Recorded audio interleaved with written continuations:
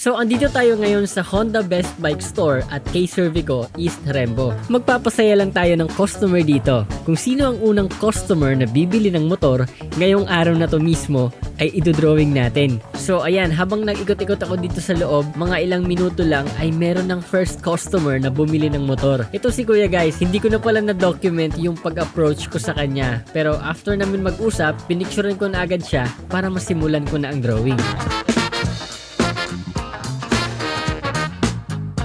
So itong kay Cervico Honda Best Bike Store ay nag-iisa lang dito sa Luzon. At kung mapapansin nyo guys, puro motor lang talaga ang meron sila dito. Magmula sa matic at manual. So ayun guys, natapos ko na ang drawing ni Sir. Ipakita na natin sa kanya. Grabe, maganda. Ayos. Ano pa ang masasabi niya sa transaction niya dito sa kay Cervico Honda? Ayos, maganda.